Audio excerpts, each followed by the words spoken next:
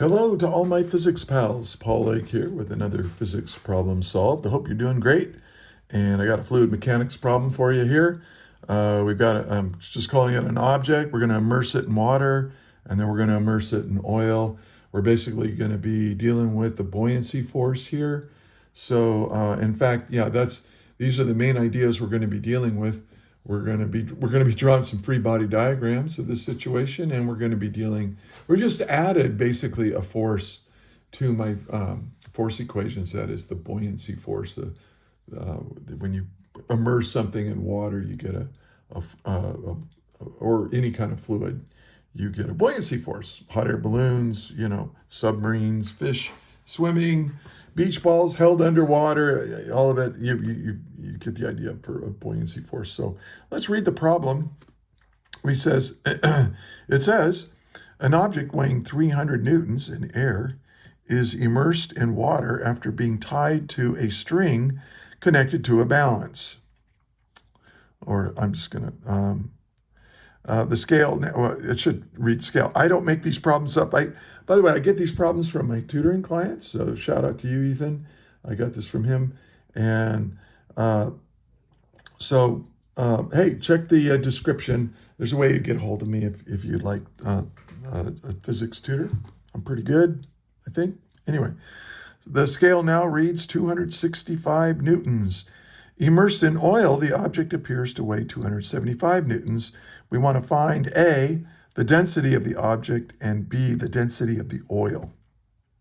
Okay, so let's get started. So we've got an object weighing 300 newtons in air is immersed in water after being tied to a string connected to this should be a scale, not a balance. That should say scale. I really should change the problem, but this is the problem that was given. So the scale now reads 265 newtons. All right, so let's see, given. Oh, one thing I suggest you do, pause the video right now and try to solve this yourself, and then hit play to compare your solution with mine. And I do teach during the video. I explain a lot of stuff. That's why my videos are long. So if you really want to learn the ins and outs of it, don't skip around too much. You want to listen to what I have to say. I think it's good. All right, so I'm just gonna draw a little scale here. We've got three different situations. I've got a little like a fish scale here. Someone's holding it, and it's got a hook on it, and it's tied to a string, and on the string is our object. So here's our object. And the force of this, when it's in air, and this is in air,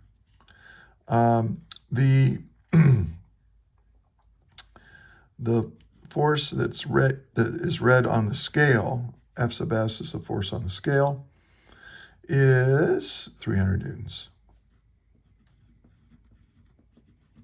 Now, there is a buoyancy force here of air, but I'm just going to assume that buoyancy force is negligible. So, and when you make an assumption like that, sometimes it's good to write it down so whoever's grading your test or your homework or something kind of knows what you're thinking. So I'm going to say neglect the buoyancy. I can never spell buoyancy. I always want to spell it B-O-Y, and it's B-U-O-Y. Buoyancy of air. So yeah, there's a little bit of air around this thing. We're going to assume it's pretty small, relatively small, and the buoyancy of air is negligible. Okay. And then we take the same guy here. Here's the scale again. And it's got a little hook and a string. And here's my object again. But now we've immersed it in some water. So this is water. Okay, and now the force of the scale reads 265 newtons. So you can see when you put it in the water, the water gives it an upward buoyancy force. So the scale doesn't have to support all the weight from your mass. And so you can get some information there. And then finally, let's draw the scale again. And I like to draw pictures of the problems that I'm doing as much as I can because it helps me think. If I can visualize it, it's much easier for me to figure out an answer. Now this is oil. Now the scale, it reads a little higher. Oil is less dense, it's less buoyant. You get less buoyancy force. It's 275 newtons, the scale. So the scale reads a little heavier because it has to support more of the weight, as we're going to see when we draw a free body diagram of this. Now, what are we trying to find? Well, for part A, we want to find the density of the object. So I'm going to go rho object. And I don't know if might be, these are the equations that we're going to be using, and these are the variables. And I haven't really done this for my videos, but maybe I'll start creating quantity charts that tells you what the quantities are, what the variables we use for them are, and what units they have. And so if you have a little equation list and you create a quantity chart, this can be very helpful when you're trying to solve problems. So we want the density, and we want of the object itself. Okay. And then for part B, we want the density of the oil. So I'll just write. And that looks like a P, doesn't it? But it's not. It's a rho. It's a Greek letter, rho. I think that our modern letter P is based on rho. I'm not sure, actually, but could be. Sounds good, right?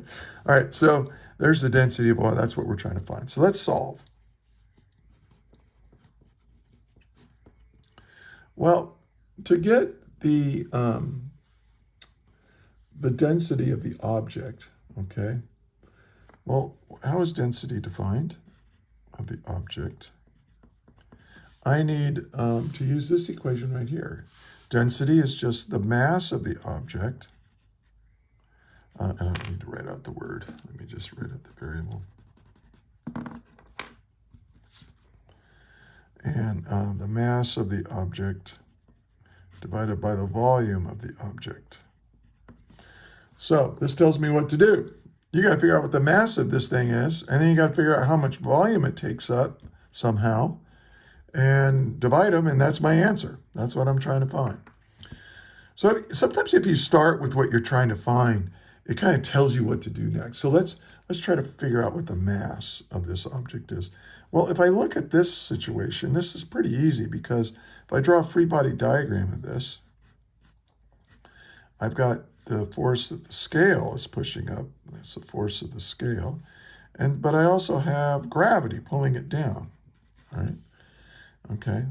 And so, and we know that there's no acceleration. It's just hanging there. So it's a static situation. So if I sum the forces in the y direction, equals ma in the y direction, well, I'm going to make positive y up. And so that's just the force that the scale applies through the string. You could call it a tension force if you wanted. Minus the weight equals, well, there's no acceleration anywhere around here, so the acceleration is 0. So, the force of the scale is equal to the weight. And so I can now solve for the mass of the object. The mass of the object is equal to the force of the scale divided by g.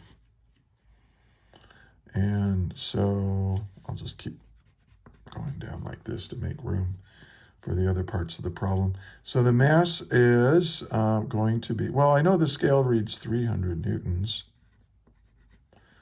And we're on Earth, supposedly, hopefully. And Earth pulls down with 9.81 newtons of force for every kilogram of mass. I use 9.81. You can use 9.8. Some teachers use 10, because, I mean, this is pretty close to 10, and that makes the math a lot easier. But I use 9.81 because I'm that kind of person. All right. So you take 300 divide it by 9.81, and you get 30.6 if you round it off. 30.6 kilograms. So we now know what the mass of the object is. It has a mass of 30.6 kilograms.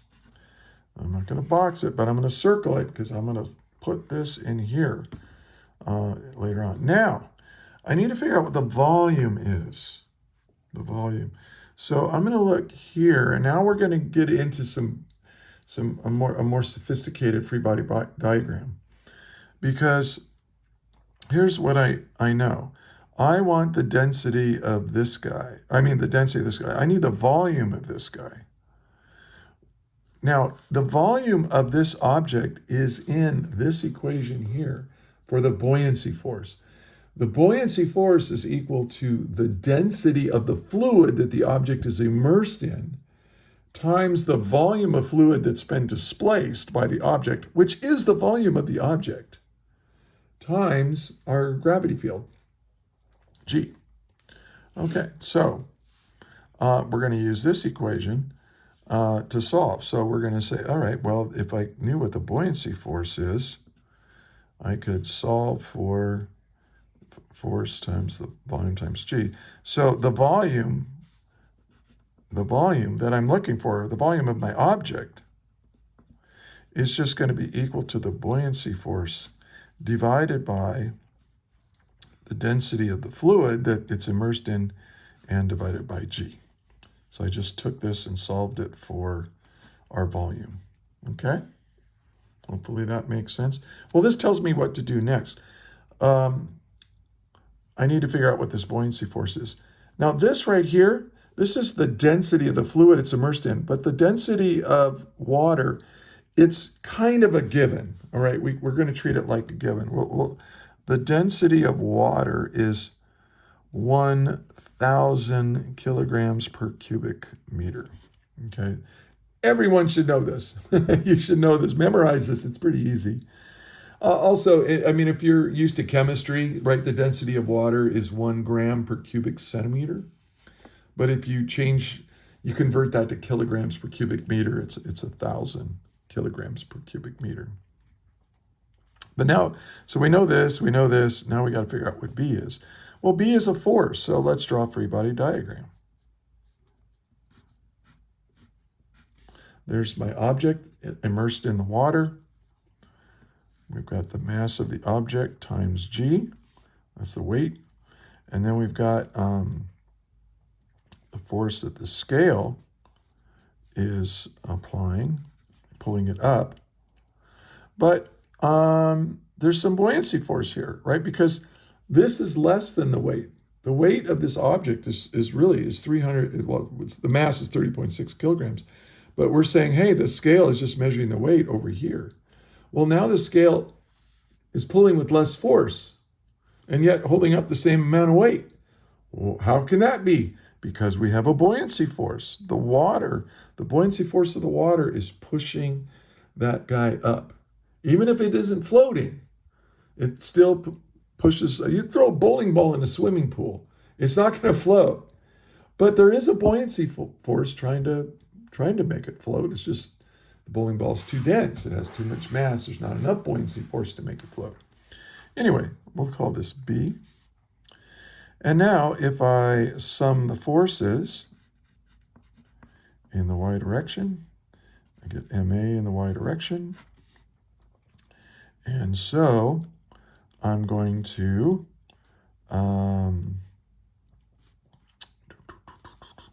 do this.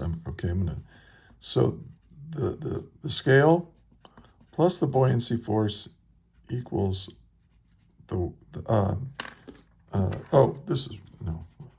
sorry, I'm thinking ahead. These are the forces that are pushing it up, right?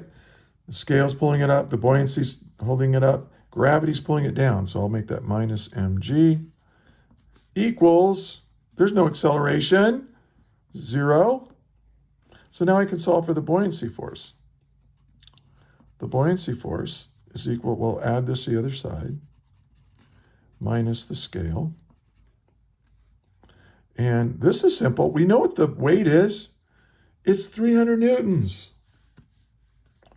mg is 3. You can go ahead and multiply 30.6 times g, but we divided by g to get that, so just save yourself a little time. And then minus the force that the scale applies, which is 265. And so now we can subtract those, and we know that the buoyancy force is, I'm checking my work to make sure I didn't, well, what is 300? 300 minus 265. I could do that in my head, I suppose, but, yeah, 35, but it's 35 newtons. But I don't want to make a mistake. All right, so now I can solve for this guy, because here's my buoyancy force is 35 newtons divided by the density of the fluid, which is water. Well, that's 1,000 kilograms per cubic meter times G, which is 9.81 newtons per kilogram. So look, kilogram cancels kilogram, Newton cancels Newton. I have 1 over cubic meters. So the answer is going to be in cubic meters. So the volume of my object, it's going to be quite small, right? I mean, quite a small number, because a cubic meter is a huge volume. But that's okay. So let's do that. 35 divided by 1,000 equals, and then divided by 9.81, or whatever you want to use for G. And I get 3.57 times 10 to the negative 3 cubic meters. All right. So now I can come up here and I say, look, now I know what the I know what the I'm sorry, I can figure out I'm looking for the density of the object. I now have the object's mass, and now I have the object's volume. So let's just figure out, let's just squeeze it in here. So, and let me label it properly. So the density of the object, okay, is equal to the mass, which is 30.6 kilograms, divided by the volume, which is quite small,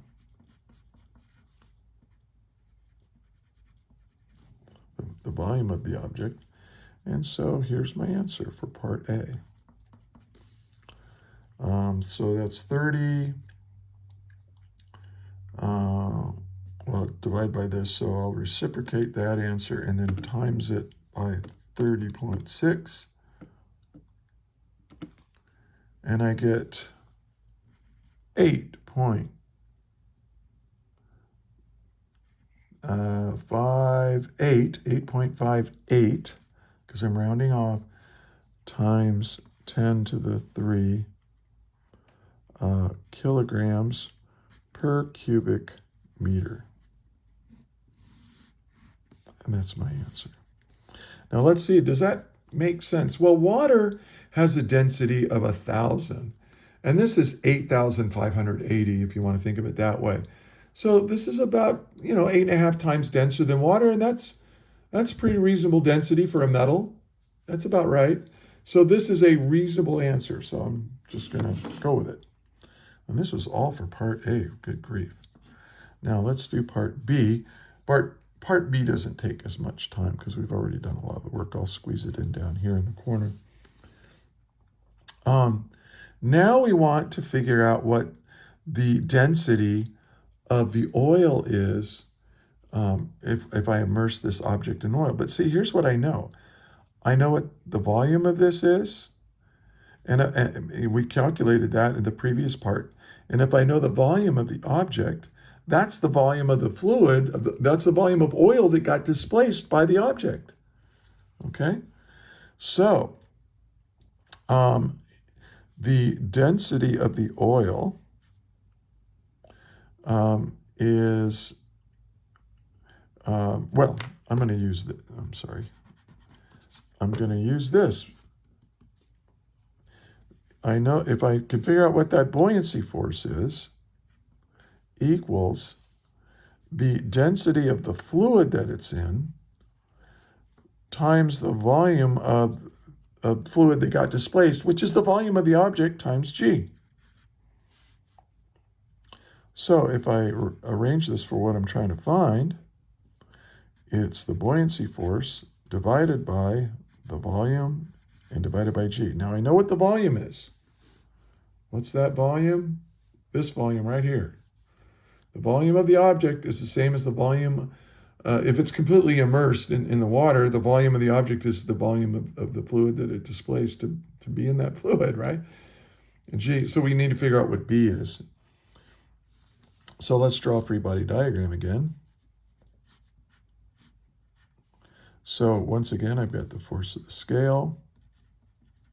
I've got this. Well, why am I drawing this? I'll draw it again. It's okay. And then here we have mg. And so to solve for B, I can just go back to this equation right here. But now I'm going to solve it for B. So I'm basically doing the same thing because it's the same free body diagram, right? And so same force equation, but let's solve that for B. So I'm going to say B, I'm just going to go from here. B is, we'll add the weight minus the force of the scale. Well, I know what these are. This is, the weight is 300 newtons minus the force of the scale, but the force of the scale is now 275 in the oil. This is the force of the scale while it's, because we're in the oil now, right? Part B, we're in the oil. So that's 275 newtons. So that's 25 newtons, isn't it? Okay, don't need a calculator for that. Well, now I can figure out what my answer is. The density of my fluid, of the oil in this case, and I'll just go ahead and say, instead of fluid, I'm going to say oil, is equal to the buoyancy force, which is 25 newtons, divided by the volume.